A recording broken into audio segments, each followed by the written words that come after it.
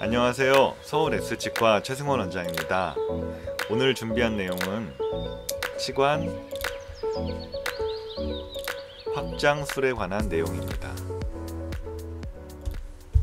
치관 확장술은 글자 그대로 치관, 즉 치아의 머리 부분이죠. 치아가 이렇게 있으면 머리와 뿌리 부분이 있는데 머리 부분을 영어로는 크라운, 이거를 한국말로 번역한 게 치관입니다. 원래 크라운은 왕관이잖아요.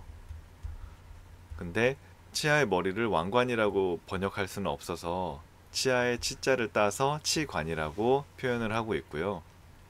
뿌리는 당연히 이제 치근이겠죠. 그래서 치관 확장술, 치아의 머리 부분을 확장시킨다. 이렇게만 해서 이제 말만 가지고는 그 뜻이 잘 이해가 안 될 텐데요. 이 치관 확장술을 이해하기 위해서는 제가 예전에 치주 조직에 관한 내용에서 설명드렸던 그 생물학적 폭경에 대한 이해가 필요합니다. 생물학적 폭경. 쉽게 얘기하면 치아는 지금 이 엑스레이가 있으니까 엑스레이를 보고 얘기를 하자면 뼈가 이렇게 높이가 있고요. 뿌리가 이제 이렇게 다 잠겨 있고 치아라는 구조는 세균이 득실득실한 구강 내에는 세균 엄청 많고 그 다음에 잇몸 살을 뚫고 뼈에 묻혀 있는, 뼈는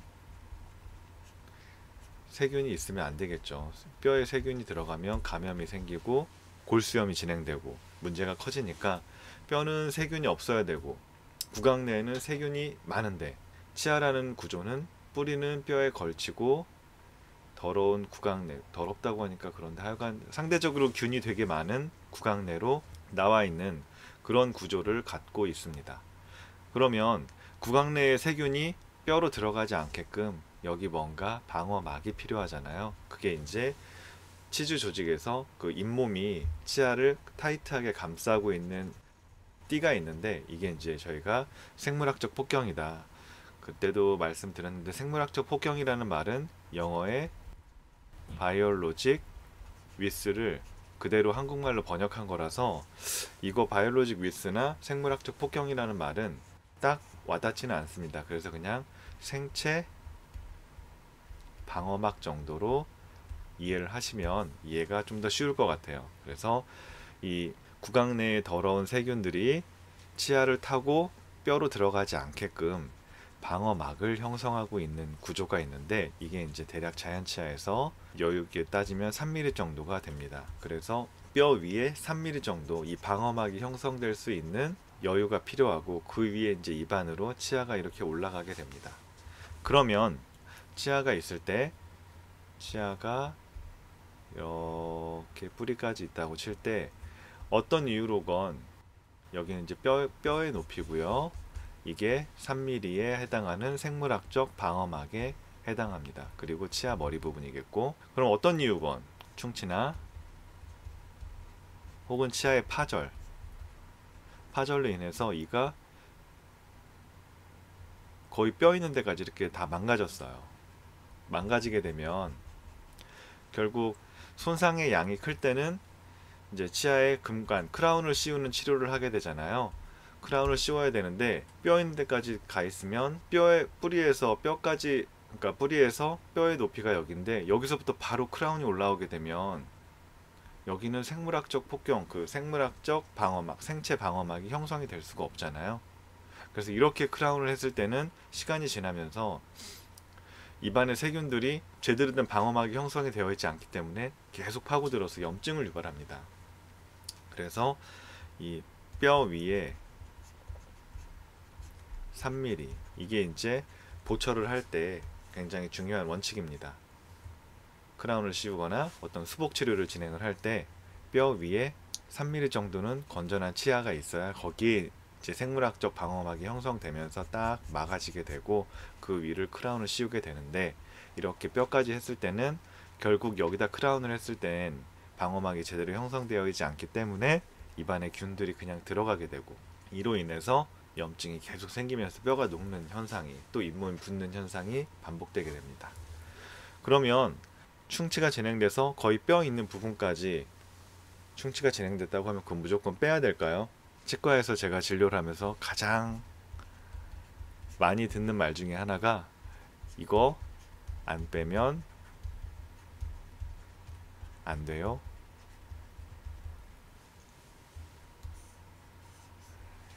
발치에 대해서는 누구나 다, 심지어 저도 발치에 대해서는 다 거부감이 크죠. 그래서 설령 치아가 깨졌거나 혹은 충치가 심해서 뼈 있는 부분까지 진행이 됐더라도 그걸 어떻게든 살려보고자 하는 노력을 하게 됩니다. 살려보고자 노력. 그래서 그 살려보고자 하는 노력 중에 하나가 오늘 말씀드리고자 하는 치관 확장술입니다. 치관 확장술은 제가 이를 자꾸 거꾸로 그렸는데 이렇게 그리면 치아 뿌리가 있고 뼈가 이렇게 있어요. 뼈의 높이에요.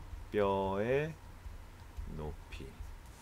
그래서 색깔을 바꿔서 다시 표시하면 뭔가 충치가 진행되고서 여기까지 썩었어요.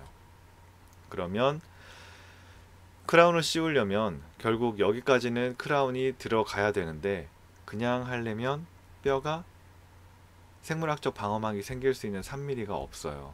그래서 이럴 때 쓰는 시술이 치관 확장술입니다. 치관 확장술은 다른 건 아니고 결국 여기까지는 깨졌으니까 여기서부터 건전한 치아 3mm를 만들어야 되잖아요. 그래서 뼈를, 잇몸을 열고 뼈를 좀 깎아내는 시술이에요.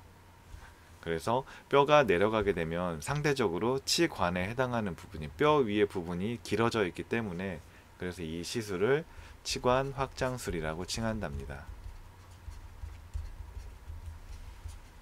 영어로는 크라운 랭스닝 프로시저라고 적는데 크라운을 길게 만드는 술식, 즉 크라운이 뼈가 내려가면서 상대적으로 크라운이 길어지는 그런 술식을 저희가 치관 확장술이라고 칭한다. 이렇게 해서 건전한 치아를 확보해 놓고 비록 뼈는 내려갔지만 이거는 뼈를 깎는 게 아깝다고 해서 그냥 씌우게 되면 아까 말씀드렸듯이 생체 방어막이 제대로 형성이 되지 않아서 계속적인 염증과 결국에는 뼈가 녹는 그런 이제 부작용이 나타나기 때문에 건전하게 오래 쓸 수 있는 보철을 하기 위해서 치관 확장술을 진행을 하게 됩니다. 이 치관 확장술이라는 말이 이 시술식 자체도 생소하고, 그러니까 말 자체가 생소하고 해서 이제 이해를 돕고자 이 배경에 대해서 쭉 말씀을 드렸고요. 그러면 이렇게 글자만 쭉 쓰는 거는 재미가 없으니까 이제 실제 증례를 보면서 어떤 식으로 진행을 하는 치료인지 간단히 설명드리겠습니다. 엑스레이를 보시면 이분이 이제 이건 제가 이제 오늘 설명을 끝나고 이 부분에 대해서도 말씀을 드릴까 하는데 일단 오늘 설명드리고자 하는 내용은 이 치아 3개에 관한 내용입니다.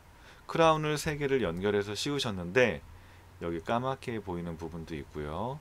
크라운 하방으로 충치가 좀 진행되어 있었고 그다음 뿌리 끝 쪽으로도 염증이 진행되어 있는 상태였습니다. 그래서 이분은 크라운을 제거하고 크라운 제거 후 신경치료를 진행하고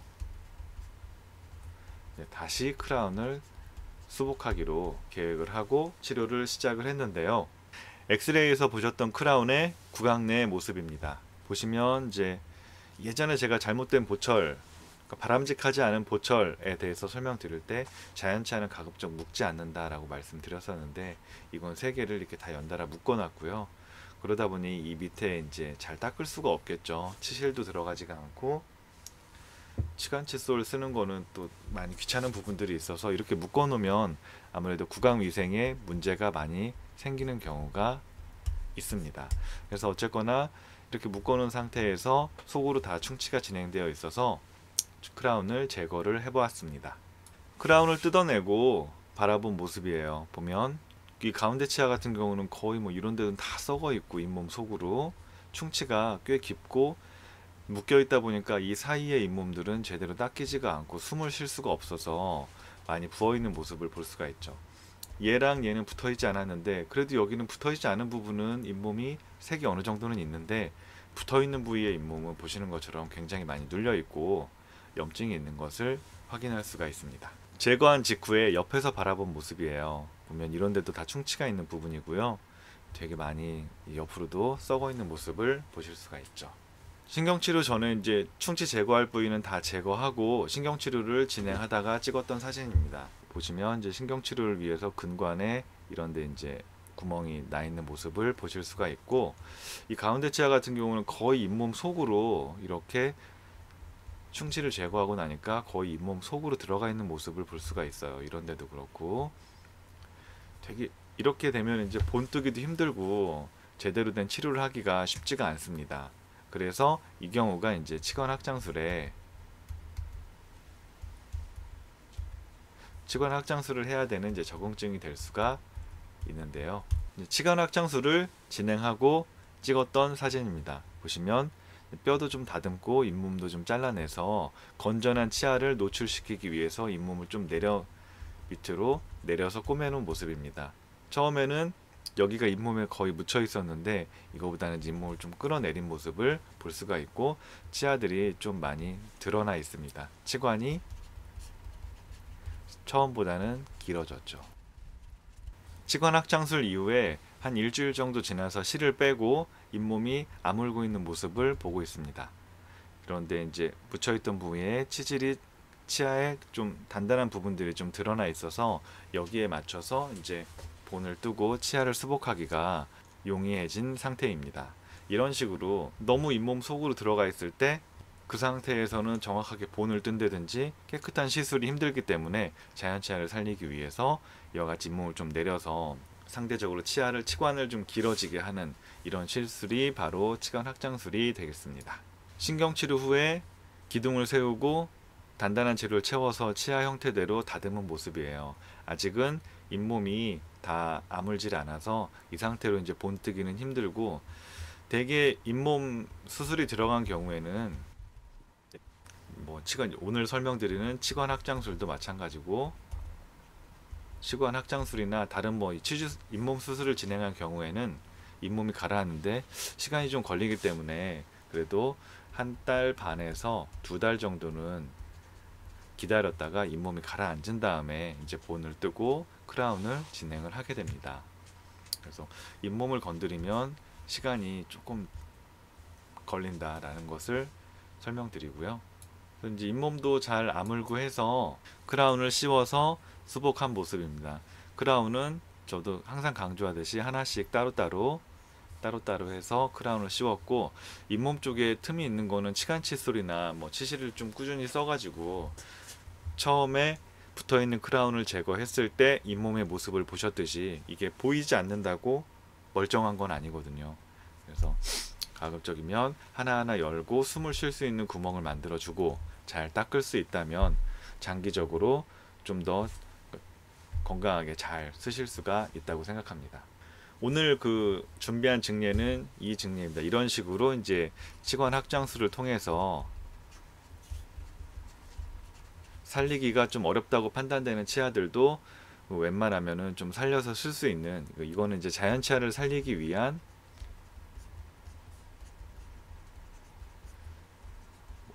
노력 시술의 한 종류다라고 정리를 할 수가 있겠습니다. 근데 이제 개원가에서 이런 수술을 적극적으로 하기가 쉽지는 않아요. 아무래도 이제 누구나 다 마찬가지지만 내 잇몸을 열고 피가 나온다 이러면 되게 두려워하시잖아요.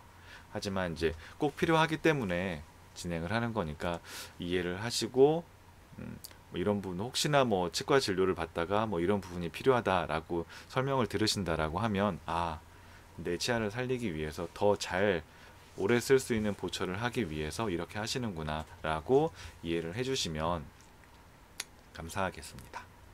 이제 이거는 크라운 치료가 종료되고 한 6개월 정도 있다가 체크하러 오셨을 때 찍었던 사진인데요. 옆에 보면 이제 치근학창술을 통해서 잇몸이 조금 내려가 있어서 이런데 공간이 좀 생기기는 했는데 다행히 여기는 다 차 있고요. 이런 부분들도 치간치수를 꾸준히 써가지고 관리를 해주시는 게 중요합니다. 잇몸도 그래도 크게 염증이 없이 잘 관리가 되고 있어서 다행이다라고 생각을 하고 있습니다.